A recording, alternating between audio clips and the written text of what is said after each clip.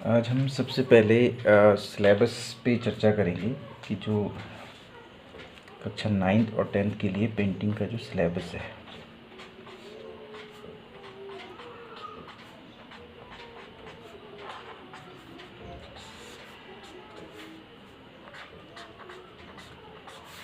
कक्षा 9th और 10th के लिए सभी विद्यार्थी इसे नोट डाउन कर देंगे अपने ड्राइंग की कॉपी के आगे सबसे पहले पेज पे। और आपको ये क्लियरली पता होना चाहिए कि कक्षा 9 और कक्षा 10 में आपने पेंटिंग के अंदर किन किन टॉपिक पे आपने चित्रकला के अंदर जो जो टॉपिक आएंगे आपके उस पे काम होना है। तो सबसे पहले सिलेबस को समझना बहुत ज़रूरी है कि कक्षा 9 में आपके पास क्या है। कक्षा 9 में आपके पास 2 प्रश्न होंगे। सिलेबस को 2 पार्ट में बांटा गया है। पहला पार्ट है स्टिल लाइफ पेंटिंग।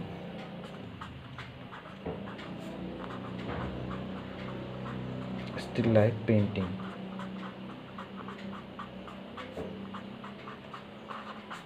और दूसरा है मेमोरी ड्राइंग।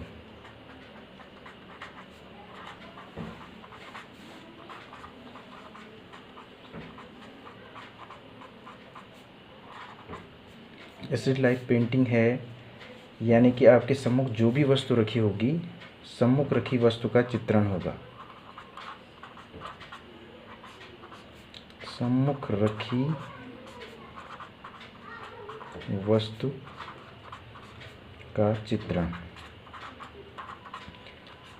इसमें आपके सामने एक वस्तु रखी जाएगी या वस्तुओं का समूह रखा जाएगा और जिसमें कि जिस एंगल से वो आपको दिखाई दे रहा है, जो आपका पर्सपेक्टिव है, उस पर्सपेक्टिव से ही उसका चित्रण आपने करना है। यानी कि आपका जो स्थान है, आप घर में बैठ के, आजकल आप घर में हैं तो आप घर में बैठ के भी एक वस्तु से ये प्रारंभ कर सकते हैं। कोई भी एक वस्तु घर की, गिलास हो सकता है या जग हो सकता है या कोई भी अन्य जो भी घर के बर्तन हैं या अन्य कोई भी सामग्री हो सकती है, उसका आप चित्रण कर सकते हैं। आपके सामने रखना है और जिस एंगल से भी वो आपको दिखाई दे रही है उसका चित्रण उसमें आप अपने ड्राइंग शीट में कर सकते हैं।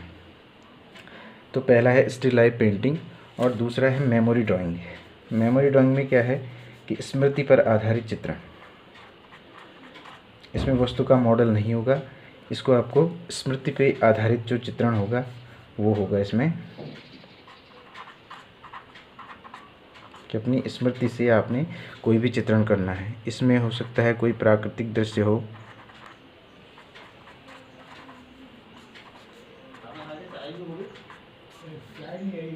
किसी वस्तु का चित्रण दिया जा सकता है इसमें,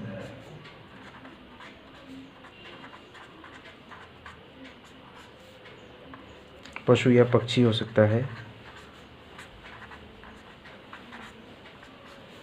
पुष्प का चित्रण हो सकता है,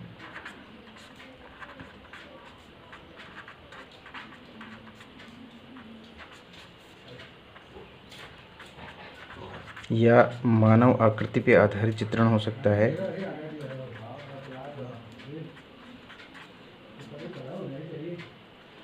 और इस प्रकार से कोई भी विषय स्मृति चित्रण के लिए आपको दिया जा सकता है, जिसमें कि आपकी समझ, आपकी स्मृति के आधार पे आपने स्वयं उसका चित्रांकन करना है। इससे पहले भी कक्षा 6, 7, 8 में आप इस तरह का प्राकृतिक दृश्य चित्रण हो, चाहे वस्तु चित्रण हो, चाहे पशु पक्षी चित्रण हो, पुष्प चित्रण हो या मानव आकृति है, तो इन सब चीज़ों का आपको थोड़ा बहुत अनुभव तो है ही। तो इसलिए स्मृति पे आधारित इन चित्रों का भी आपको इन चित्रों का चित्रांकन करना भी इसमें आपको आना चाहिए। अब इसमें आगे चलते हैं कक्षा 10 में। कक्षा 10 में केवल एकमात्र जो चित्रण होगा वो होगा मानव आकृति का।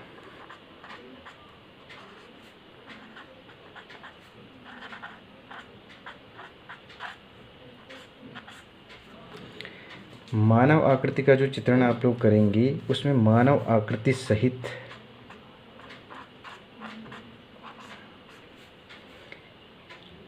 एक संपूर्ण चित्र होगा, संपूर्ण परिवेश का चित्रण, जिसे हम कहेंगे कंपोजिशन।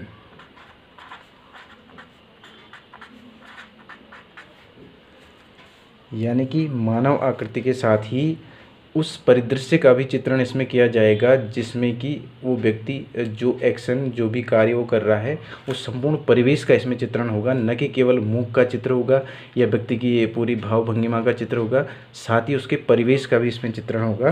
तो ये होगा कंपोजिशन। जैसे कि केवल एक ही प्रश्न पूछा जाएगा इसमें और इसकी अलग अलग तरह से इसमें मार्किंग होगी, यानी कि किस प्रकार से आपने चित्रण किया गया है, किस प्रकार से चित्रण किया गया है, किस प्रकार से उसमें रंग योजना को स्थान दिया गया है, या किस प्रकार से भाव भंगिमा को स्थान दिया गया है, कैसे चित्र का प्रमाण है और किस प्रकार चित्र। तो इसमें मानव आकृति सहित संपूर्ण परिवेश का चित्रण आप लोगों के द्वारा किया जाएगा।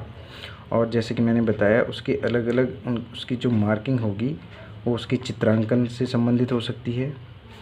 उसमें किस प्रकार की रंग योजना है, किस प्रकार भाव भंगिमाओं को स्थान दिया गया है, किस प्रकार उनके बीच की जो दूरी है, जो अनुपातिक चित्रण है, वो किस प्रकार से उसमें किया गया है, ये सारी बातें इसमें होंगी। तो कंपोजिशन होगा ये। इसमें देख सकते हैं हम, जैसे पानी लाती स्त्रियों का चित्र है, या मंदिर जाती स्त्री है,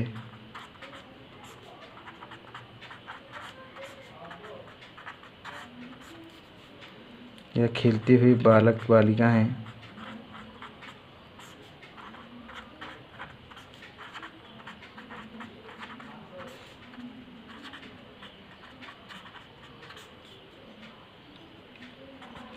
या स्कूल जाती बालक बालिका हैं,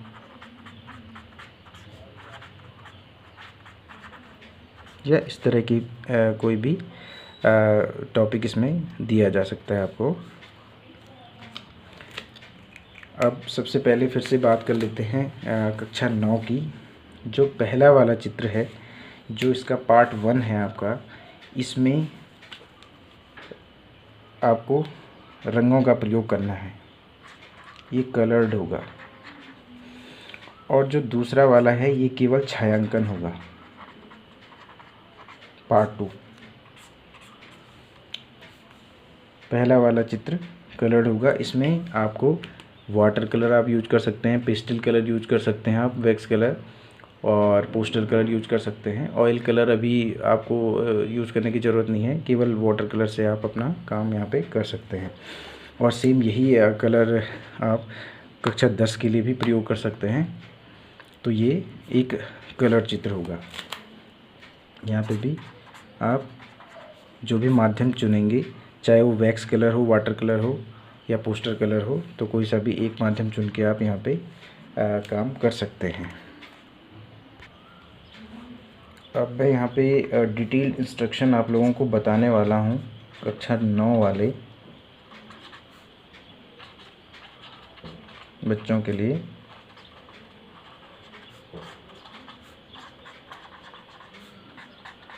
कि वो किस प्रकार से अपना कार्य प्रारंभ करेंगे घर में।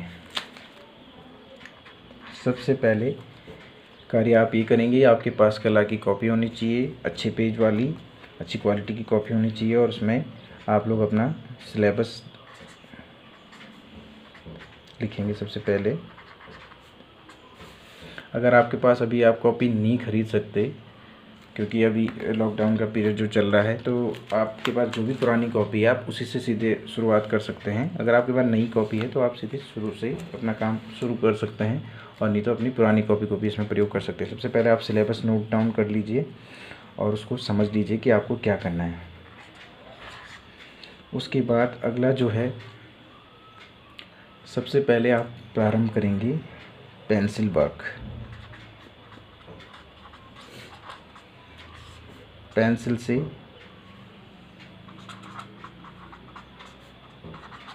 छाया प्रकाश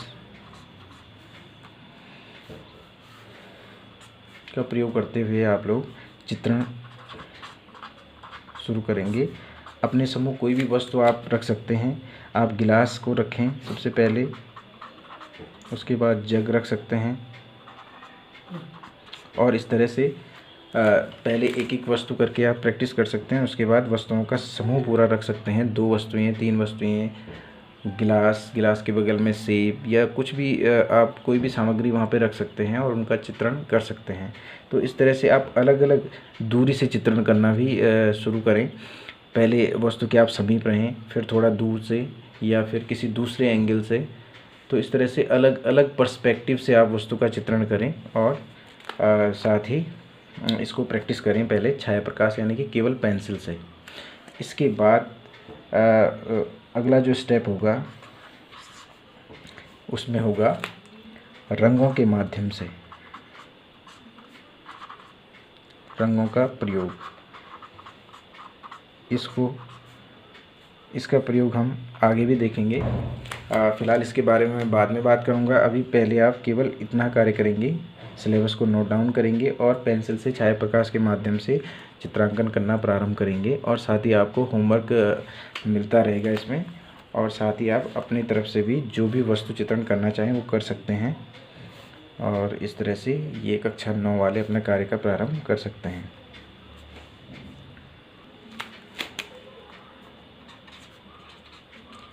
कक्षा 10 वालों के लिए जो इंस्ट्रक्शन दिए जा रहे हैं वो उन्हें फॉलो करेंगे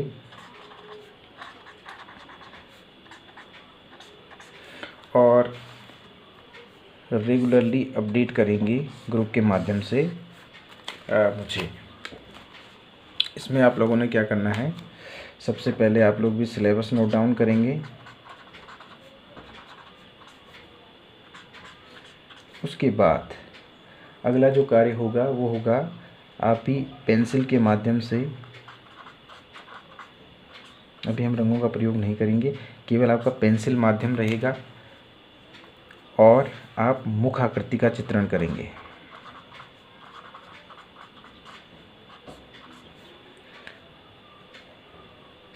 मुख आकृति में आप एक चश्म, 1.5 चश्म और 2 चश्म मुख आकृतियों का चित्रण करेंगे। और साथ ही इसमें आगे ये आप लोगों को पता होगा कि किस प्रकार से मुखाकृति जो होती है उसका एक चश्म किसे कहते हैं। 2 चश्म संपूर्ण मुखाकृति होती है और एक चश्म जब हम एक साइड से किसी व्यक्ति को देखते हैं तो ये अलग अलग देखने का जो पॉइंट ऑफ व्यू है उसे हम चश्म कहते हैं। तो मुखाकृति में आप ये प्रैक्टिस करेंगे और साथ ही इसमें अलग अलग अंगों की आप अलग अलग तरीके से पेंसिल से रचना करने का प्रयास करें ताकि आप प्रत्येक अंग की बनावट को समझ पाएँ। तो इसमें सबसे पहले आप प्रारंभ करेंगे आँखों से, विभिन्न प्रकार की आँखों की आकृतियाँ। उसके बाद अलग अलग प्रकार से नाक की आकृतियाँ, अलग अलग प्रकार से कान की आकृतियाँ, अलग अलग प्रकार से होंठों की आकृतियाँ और साथ ही हाथों की अलग अलग मुद्राएं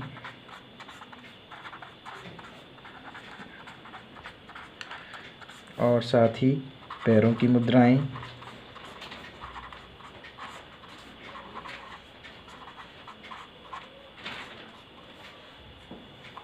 तो इस तरह से आप अलग अलग अंगों की जो अलग अलग मुद्राएं हैं अलग अलग तरीके से उनको बनाएं और उनको बनाने के साथ साथ उनको लगातार उनका प्रयास करते रहें उन्हें बना के। और इस प्रकार आप समझ पाएंगे कि अलग अलग तरह से मुखाकृतियों में वो जो मुद्राएं हैं उनको कैसे वो उसके साथ अपना संयोजन बिठाती हैं। तो इस तरह से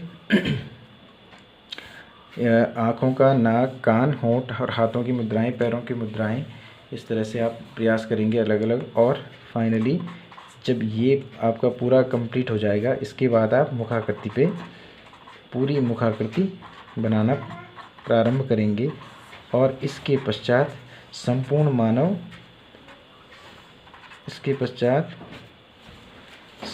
मानव मुद्राएं